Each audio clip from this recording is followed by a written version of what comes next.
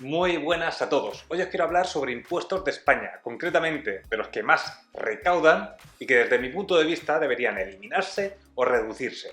Vamos a partir de la base, tratándolo por encima, de que cada español paga de su sueldo en torno a un 20 o un 30%, más luego un 21% de los gastos que hace. Solo con esto ya tenemos cerca de un 50%. A esto habría que ir sumándole otro tipo de impuestos como es el carburante, la electricidad, el IBI, circulación, etc. Vamos, que al final podemos llegar a gastar en torno al 60 o 70% de lo que ganamos únicamente en impuestos. Viéndolo así, a uno se le pone mala hostia, pero cuando realmente se cabrea uno es cuando se da cuenta de la mala gestión del dinero que se hace por parte del Estado. O peor aún, cuando vemos que los políticos nos están robando. Y de este tema hablaré otro día, pero quería recalcarlo ya que el problema en sí no son los impuestos, sino la mala gestión del dinero recaudado gracias a los impuestos. Da igual si los impuestos suben el doble y por ende se recauda el doble si los que se encargan de gestionar el dinero lo hacen con intereses políticos y no buscando el bien del país. Qué fácil que es gastar el dinero de otros. Y es que los políticos no tienen ni idea de gestionar el dinero público.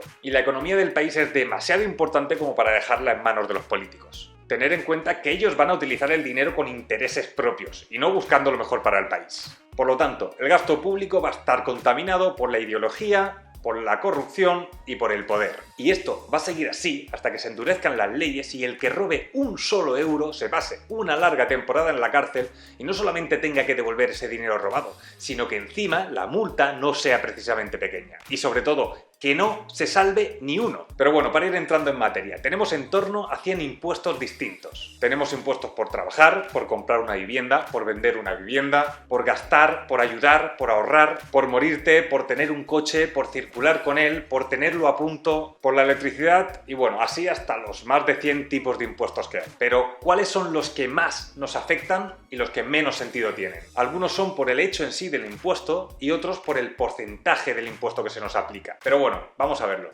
Vamos al lío.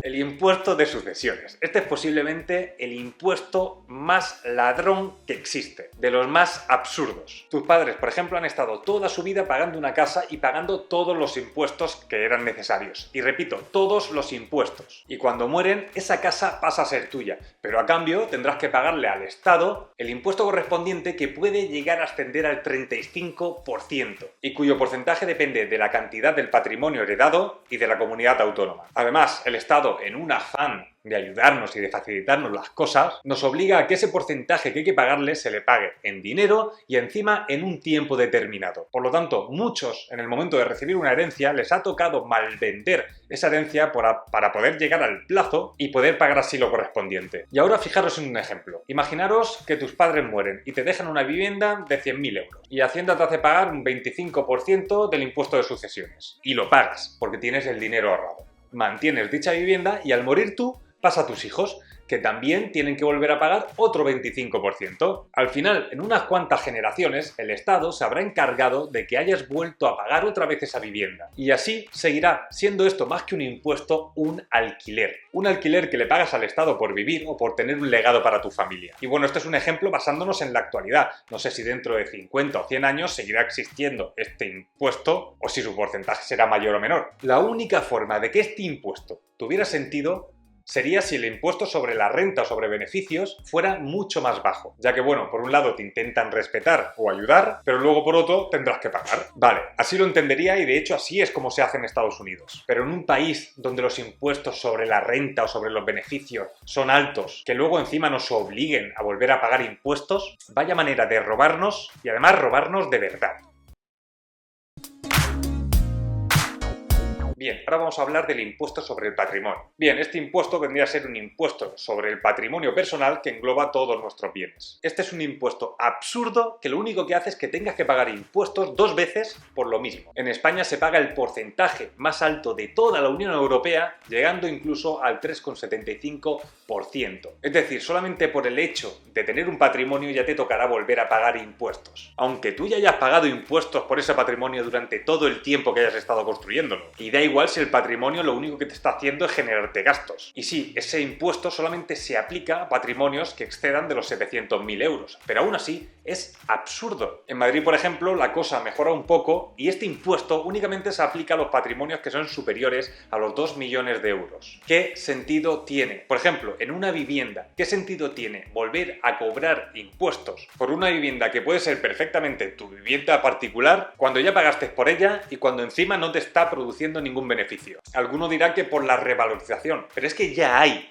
un impuesto que se encarga de gravar los beneficios en el caso de venderla. Vamos, que si uno quiere ahorrar y crear un legado para su descendencia, tendrá que pasar por caja y pagar. Reciba o no reciba beneficios por tener ese patrimonio. Absurdo. Absurdo. Y es absurdo porque cuando tú estás ahorrando ya has pagado todos los impuestos que tenías que pagar. Otra persona se lo gasta y tú lo ahorras para gastarlo cuando tú quieras. Pues ante eso el gobierno te mete un bonito impuesto. Algo que de forma indirecta también influye en la economía sumergida. Porque si consigues que el Estado no sepa lo que tienes, evitas pagar este impuesto. O por lo menos pagar menos. Y ojo, no digo que esto esté bien. Digo que hay ciertas políticas económicas que influyen en que haya economía sumergida. Bueno, ahora voy a hablar sobre el impuesto sobre la renta, y sé que en este tema algunos estaréis de acuerdo conmigo y otros no. Pero bueno, es mi opinión y la baso en una lógica. Vamos a partir de la base de que los impuestos son una forma de redistribución del dinero. Es decir, se acumula una cantidad de dinero en la que contribuye todo el país y luego ese dinero se usa para subvenciones, ayudas a los más desfavorecidos, seguridad social, etc. Hasta aquí, todo correcto, siempre que se gaste bien. El problema, desde mi punto de vista, es cuando se cobra más porcentaje de impuestos a los que más ganan. Y aquí es donde estoy seguro que alguno no estará de acuerdo conmigo. Pero voy a explicar mi opinión. Desde mi punto de vista, el porcentaje que se lo cobra a alguien que gane más con respecto a alguien que cobra menos debería ser exactamente el mismo. Ahora mismo en España, y además ya lo tenemos bastante asentado, hay una escala progresiva, donde cuanto más ganas, más tienes que pagar, llegando incluso a pagar un 45% si ganas más de 60.000 euros, que eso vendría a ser unos 5.000 euros al mes. Ese porcentaje te haría pagar casi la mitad de lo que ganas. Y si encima eres autónomo, el gasto del autónomo, para luego encima no cobrar paro.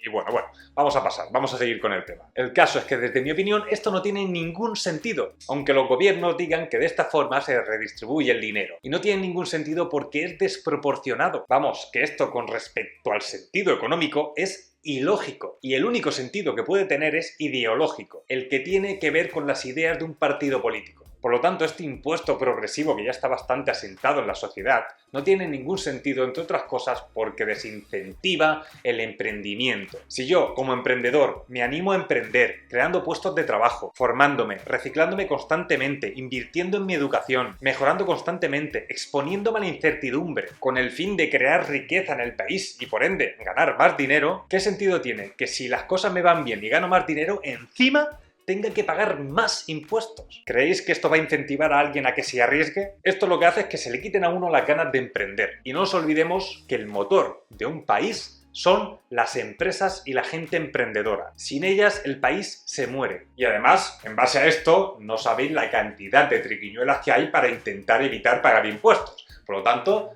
más economía sumergida. Con esto quiero dejar claro que, con lo dicho anteriormente, no quiero desmerecer ni mucho menos a los empleados. Pero vamos, no hay que ser muy listo para saber que si no hay quien cree puestos de trabajo, poco tendrán que hacer los empleados. No obstante, me gustaría hacer una aclaración, y es que de existir una posibilidad futura en la que, como digo, este impuesto sea igual, no quiere decir que los que más ganen paguen menos impuestos. Pagarían lo mismo, siendo así una igualdad real, y esos impuestos que se dejarían supuestamente de cobrar no se perderían, ya que esas personas, al no tener que pagar tantos impuestos desproporcionados, podrían invertir en su negocio o en su vida, y en ambos casos gastarían ese dinero y acabarían poniéndolo en circulación, redistribuyéndose, pero de una forma real, y no de una forma forzada para luego encima no utilizar bien ese dinero en los gastos públicos. Entonces, desde mi punto de vista, todo el mundo debería pagar el mismo porcentaje de impuestos, gane lo que gane. Eso es proporcional. Si fuera un 25%, pues el que gane 10.000 euros pagará 2.500 euros en impuestos y el que gane 100.000 euros pagará 25.000 euros. Algo totalmente lógico, el importe será mayor cuanto más dinero ganes, pero el porcentaje será exactamente el mismo. Eso es proporción. Todo lo que salga de ahí es desproporcionado. Y si luego hay que modificar algún impuesto para recaudar más o añadir alguno uno nuevo o mejorar la forma de gastar el dinero público, que se haga. Pero lo que no tiene sentido es que hayan impuestos desproporcionados y que no incentiven a quien está dispuesto a arriesgar para hacer crecer al país. Al final, el ser humano se mueve por incentivos y el gobierno tiene la clave para incentivar, gracias a la fiscalidad. De hecho, fijaros la fuerza que tienen los incentivos, que si España está ahora mismo en una situación en la que la natalidad está por debajo de lo que debería estar, si por parte del Estado se incentivara a tener hijos, en poco tiempo la natalidad volvería a estar en condiciones. El problema es que tenemos tanta deuda que Europa no nos deja gastar más. Si el gobierno incentivara a los emprendedores con una fiscalidad lógica, más gente se animaría a emprender. Habría menos paro y también menos economía sumergida. Pero no. Mejor vamos a ahogar a todos aquellos que intentan crear e innovar con la excusa de que hay que recaudar más cuando el principal problema es que lo que se recauda no se gasta como se debería de gastar. Al final no nos tenemos que olvidar que lo más importante es que la economía de un país vaya bien, porque una vez que esto se consigue tendremos el mecanismo en marcha y el margen suficiente para poder mejorarlo todo. Si el gobierno, en vez de preocuparse por mejorar la economía, se preocupa más por apretar y apretar y apretar con impuestos al ciudadano, para después robar ese dinero o derrocharlo inútilmente, pues así, señores y señoras, no vamos a avanzar en la vida. Y como ejemplo de este derroche, la cantidad de políticos que tenemos en España. Más de 400.000 políticos tenemos en España, 300.000 más que en Alemania, lo cual significa que más o menos por cada 115 habitantes tenemos un político, mientras que en Alemania, por ejemplo, que es una gran potencia económica, tienen un político por cada 800 habitantes. Y esto no lo digo solo por los sueldos y por las pagas vitalicias, sino porque es absurdo tanto político. Pero claro, como ellos reparten, pues se llevan la mejor parte. En fin, paro aquí porque me estoy calentando y al final me voy a... Espero que os haya gustado el vídeo y aunque no compartáis mi opinión, me gustaría saber la vuestra. Y si estáis en contra, por favor, me gustaría que me la argumentarais. Así, aprendemos todos. Muchísimas gracias y si te ha gustado, un pulgar arriba, compártelo y suscríbete. Muchísimas gracias. Chao.